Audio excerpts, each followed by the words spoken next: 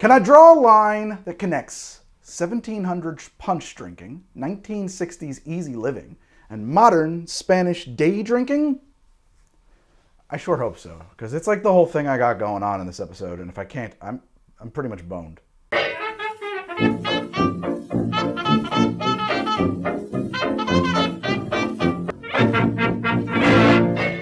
Today, I'm talking about 3 drinks that feel related, and they're kind of related.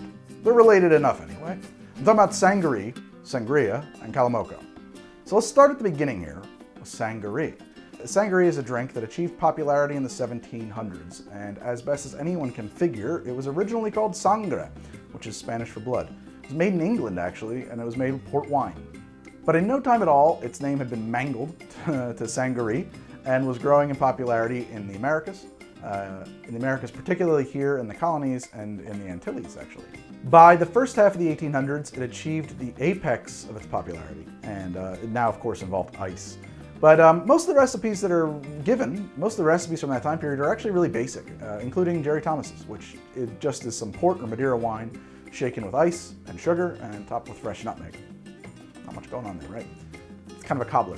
There's a version of it that's kind of teased together by David Wondrich in Imbibe, and it's based on Jerry Thomas's brandy Sangaree and the advice of Jerry Thomas's contemporaries, and it's the one that sounds the most interesting to me. It's also definitely Sangaree. I don't think there's any question about that, so that's what I'm going to do here for our example of Sangaree. It's a shaken drink, and I'm looking like an idiot. It's a shaken drink, and so we're going to need a shaker.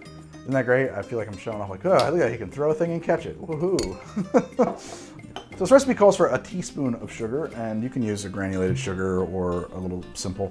How much is a teaspoon? Generally speaking, it's like a 1/4 ounce or so. Maybe somewhere, I would say actually, because of the water content here, between a 1/4 and a 1/2 ounce. Some people would say that's a 1/3 of an ounce, but I'm not entirely sure that that's exactly correct, so that's why I say between those 2 points. We're gonna need an ounce of fresh orange juice, or orange juice, if you are me. Yeah, a little slicey dicey. One of these you can really get a lot of juice out of a 1/2 an orange. So 1 ounce of fresh orange juice. I think that 1/2 an orange will be enough.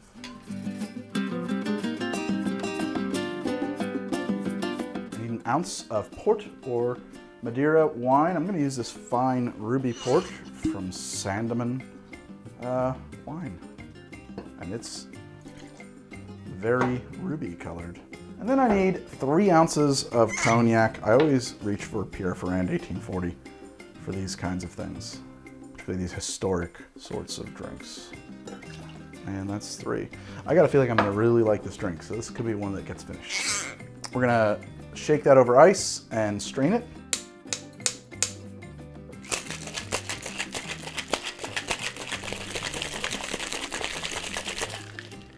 I'm gonna take a suitably 1800s looking glass here and a strainer. And there we go, Sangaree. We want a little bit of fresh grated nutmeg on top of that. And I have very little indeed. I need to buy some more of this. This is like my last one little nutmeg. That's okay, it doesn't take much. Slightly less prepared right now than I would like to be. This drink is done, but my point is that 1800 style, you might go crazy here. We could do mint, you could do orange wedges, you could do all kinds of things. But I think that that's certainly, you know, if you were to pull into a tavern, you know, in the late 1800s and order Sangaree, or mid 1800s even, I think this is most likely what you're gonna get. So here we go, Sangaree. Oh my God, that's good. That's a big swallow, but woo! A moment, please. This is a drink suited to nutmeg. The waft of nutmeg that you get in your nose just before you taste it really sets up your palate to enjoy this drink. It's a very good use of a garnish. It's a garnish doing everything a garnish should do. After that, it's boozy. I mean, that cognac is in there. There's 3 ounces of the stuff, right? But it's balanced. It's very balanced, and it's light.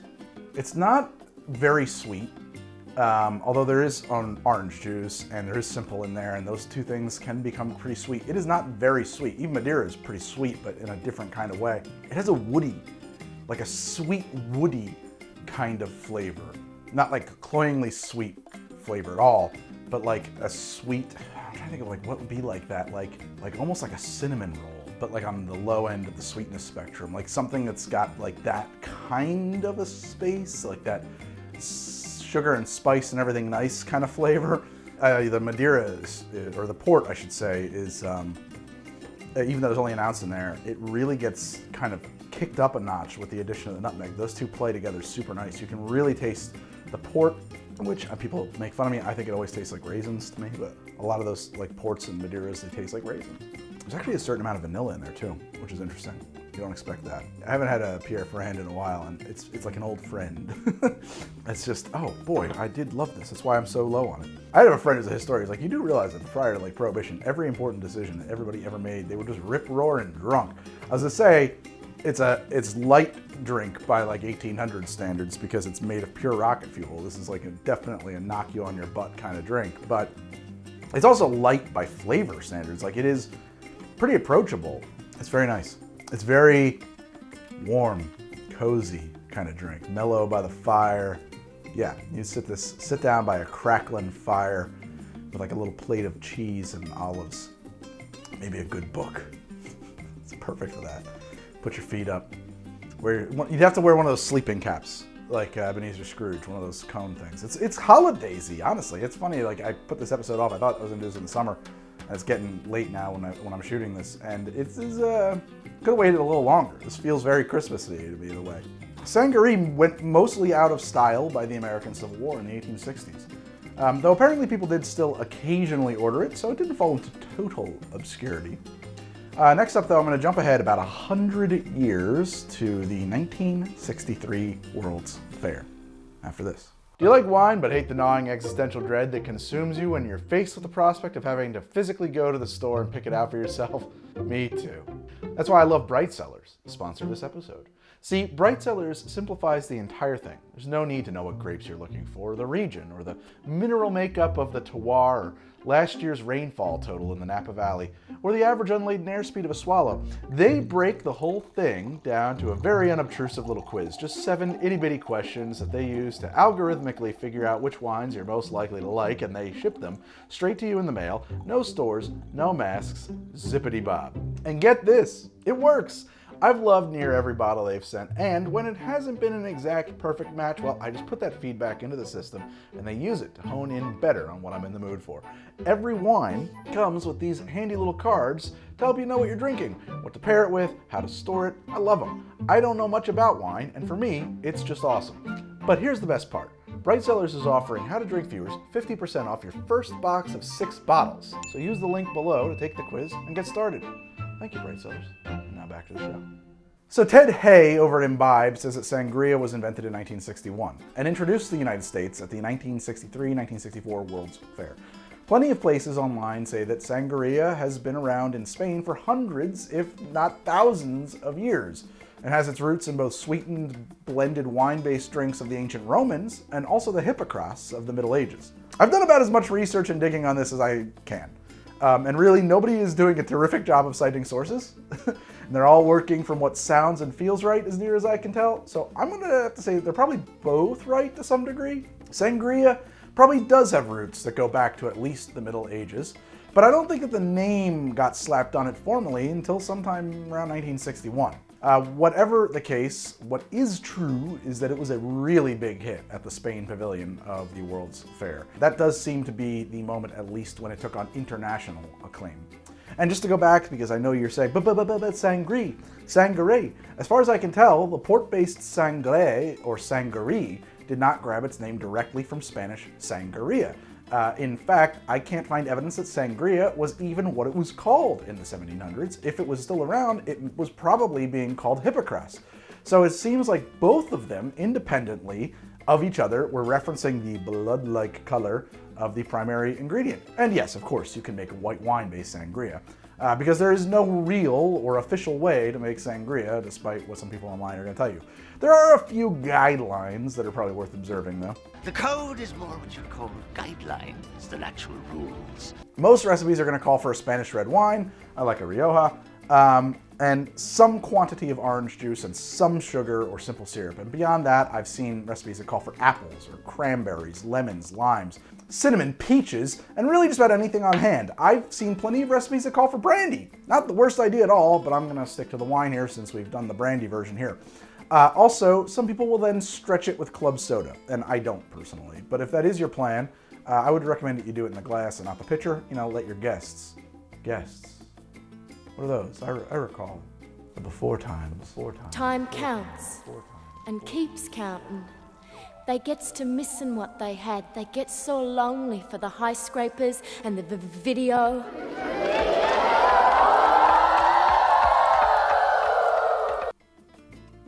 Let those shades of pandemic past decide whether or not they want club soda in their sangria for themselves, if indeed you ever have guests again. Okay, so I'm gonna build us some sangria. It means blood. I don't know why. That clip has been playing in my head for my entire life. Say, what does sangria mean? It means blood. So I'm just gonna take the juice of like 1 or 2 fresh oranges, and I've got a half an orange here, so let's say we're gonna go with 1.5. We'll do the other half of this guy. I feel kind of weird about the idea of giving a recipe for sangria. I think it's much better to have like, this is the guidelines. Like it's a kitchen sink thing. You kind of just throw it together. I think you should have some guidelines, some ideas, but like, you know, make it your own. Do whatever you want with it. It's sangria. The idea, it seems like to defeat the purpose, the idea you would codify a recipe for sangria. So I hope this isn't too much of a disappointment to you. But I would say that oranges and some kind of sweetener and wine are very important. If you have this kind of a juicer, sometimes it will get backed up with pulp if you're doing a lot of stuff. And what I find works really good is to just like literally put a spoon here and turn it in a circle and just sort of drag that big pulpy mess around the top of it, and all the juice will, you know, in a couple of rotations kind of run itself down into your reservoir at the bottom of the juicer. Guys, that Sangaree has gone directly to my brain. That is some potent stuff. Holy hell. I keep wondering what I'm gonna do with all this pulp. I think I'm just gonna eat it. Yeah, why not, man? Good fiber, it's good for you.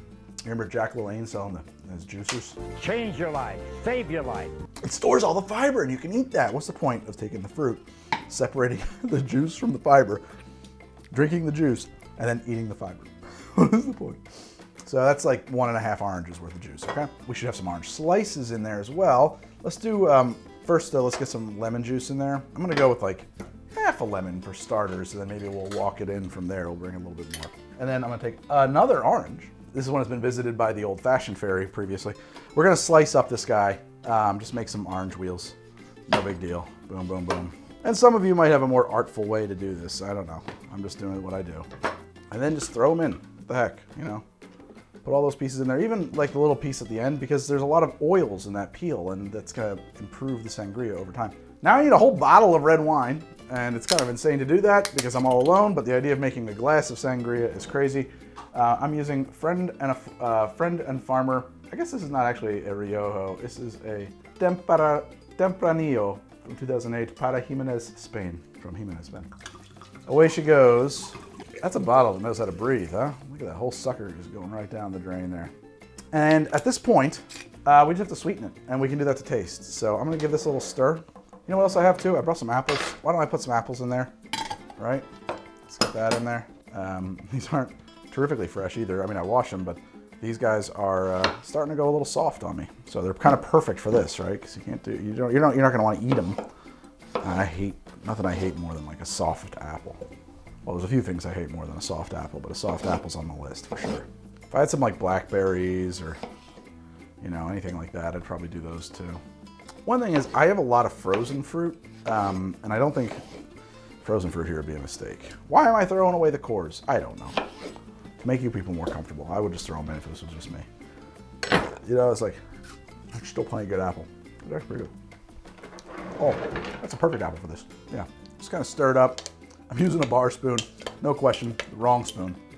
Probably want something that's got a little bit more heft to it, but it's all right. Yeah, so I want to add something simple to that. One trick here I like is a little cinnamon syrup. We got quite a bit there, so let's go nuts. Let's go 2 ounces. I mean, there's a whole bottle, right? That's 2 ounces of cinnamon syrup, which is just my normal 2-to-1 simple syrup, but with cinnamon.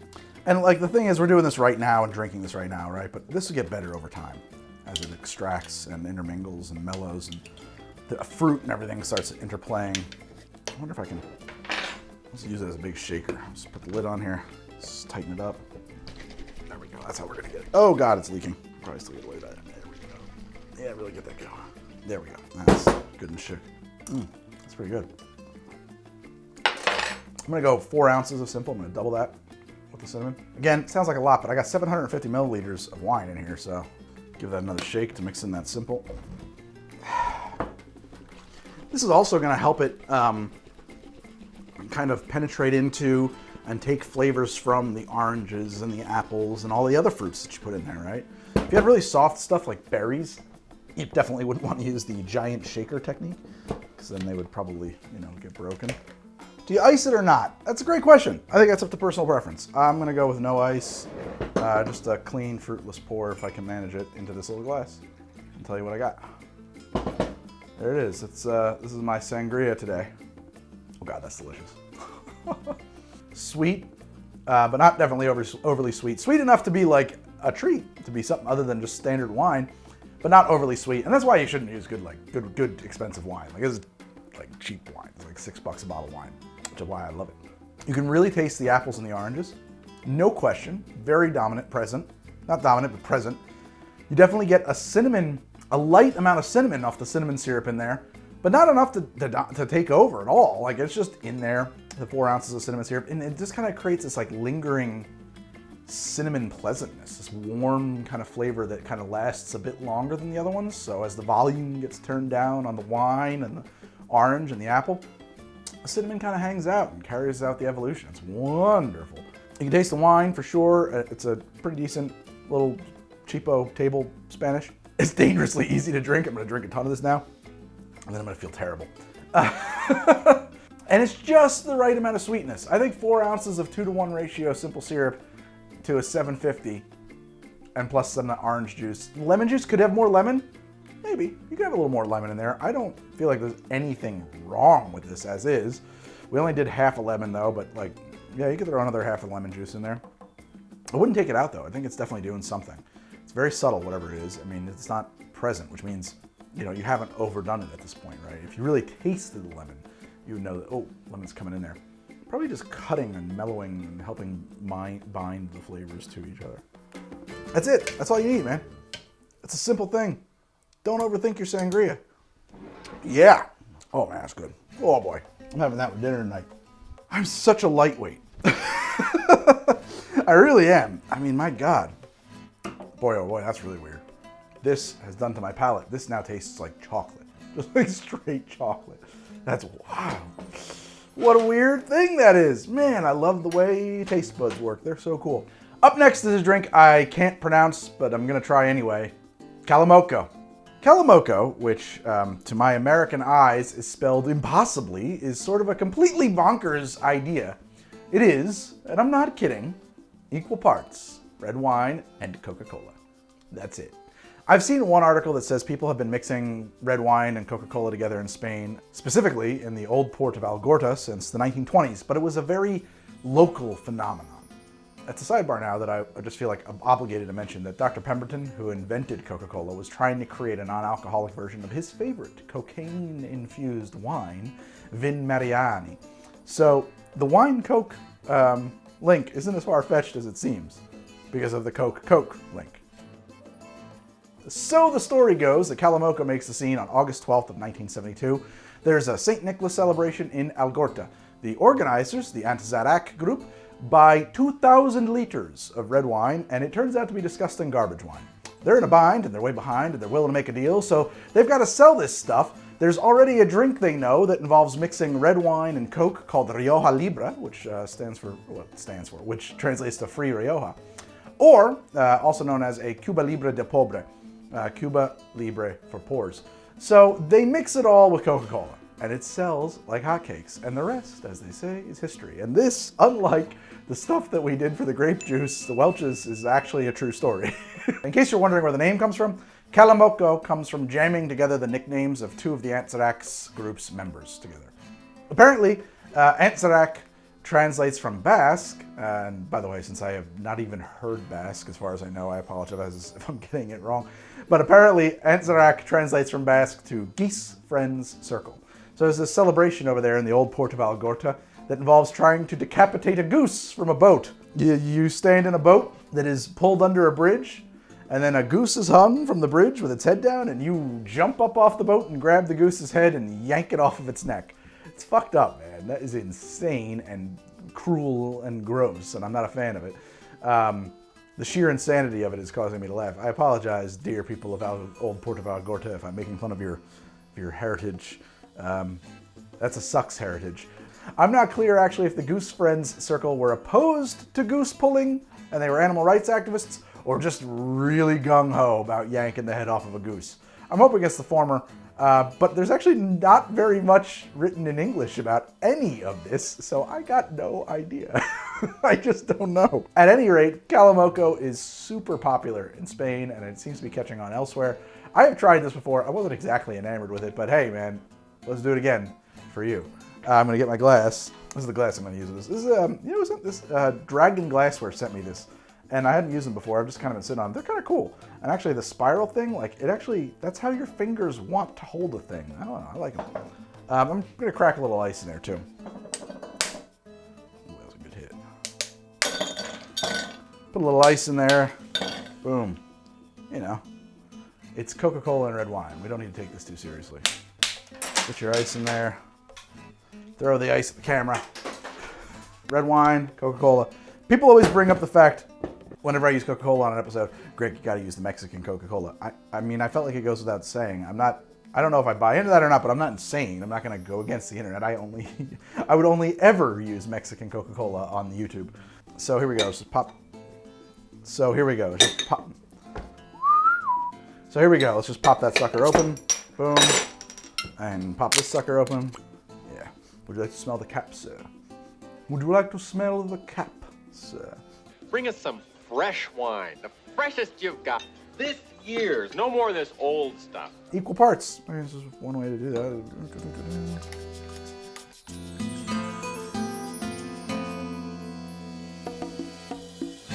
There it is, Calamaco. That's it, that's the whole thing. Well, that's different, let's try it out. It's not bad, man. I like it a lot better this time than I did previously. Huh. It's weird how much the wine tempers the flavor of the Coca-Cola. You tend to approach most of these drinks that are like, you know, alcoholic thing plus mixer and think, how does the mixer modify the alcohol? But in this case, actually, Coca-Cola is a very aggressive flavor, right? Like you drink straight Coca-Cola and you're objective about it. You just like forget about your emotional connection to Coca-Cola. Put this in your mouth and let me describe it to you. This is what it is. Burning, fizzing sweetness with just like aggressive citrus notes, right? It's a pretty aggressive flavor that you happen to be very used to because Coca-Cola is Coca-Cola. I've actually heard that the spies, CIA operators, dangerous people, they will use the availability of Coca-Cola to let them know if this country is about to experience a collapse. You go to buy a Coca-Cola and you find out they're out of stock, it's time to run for the border. That's how universal Coca-Cola is. Okay, so this is Coke and wine. One more time. Coke and wine. One more time. What a great rhyme. Coke and wine. Coke and wine. Coke and wine. One more time. Coke and wine. Does it rhyme? Coke and wine. One more time. Okay. So this is terrible to say, but it doesn't really taste like much of anything. The Coca-Cola is extremely moderated. So the initial sip is just like kind of almost cold water. And then you get like a very, very light, mellowed out wine flavor. You know, like a red wine. And maybe a little fizz, a little, but you've decarbonated it like crazy. The overpowering sweetness of Coca-Cola is actually kind of lost in the wine and the ice. It has sort of a very long, lingering wine taste that hangs out in your nose, your olfactory sense region, because And I think that's got something to do with the carbonation, actually. It's very easy to drink. It's easier to drink than this, which is like a liquefied candy bar, right? Like this is not a drink, it's a food product, a treat, a snack product. It's a candy. It's cold and a little bit fizzy and a little bit sweet by comparison to the wine. It's fun. I could see on one of those brutally hot summer days in Spain, sitting down with some friends to have some Calamaco, and it's not bad, right? It's good. I think this is too fancy. I think it's got to be in a red cup, like a solo cup. It's not complicated. There's like almost no tasting notes to describe other than, all right, yeah, sure, why not? Coca-Cola and wine. Who gives a shit? Let's go crazy. I got wine drunk so fast over here. Oh my God. Hey, today I talked about a history of wine and cocktails from Spain, sort of. I don't know, because Sangaree is not really from Spain, maybe. Talked about Sangaree, Sangria, and Calamaco. Three things that feel pretty related, but you know, maybe you can't quite put your finger on it. It's the red wines. If you like the show and you want to see some more of it, check out my Twitch at twitch.tv/GregFromHTD. I'm in this bar live a lot of times. Also doing gaming from my computer. I'm hanging out with my friends and doing tabletop role-playing games like Dungeons & Dragons and actually lately Cyberpunk. I'm pretty active on Twitch, so check out that. I hope you will. Twitch.tv/GregFromHTD. I'm on Twitter at HowToDrink and on my Instagram at HowToDrink. Lately, much more active on my Instagram, being much better about that. I have a second channel called H2D2. That's where the live stuff that you missed winds up. If you want to see the live stuff but your schedule doesn't work out, you can find it there maybe. If you like the show, I would be silly to not ask you to like and comment and subscribe, as every YouTuber must do in this day and age. But honestly, who knows what that adds up to. But you know, maybe there's other episodes in the history of my show that are to your fancy. So check out one of these. Ooh, or those. Look at that. Ah, look at all that How to Drink we've been doing for like the past 5 years. Wow, Christopher Walken. I don't know why suddenly. My parents were bakers. This is How to Drink. We'll see you next time here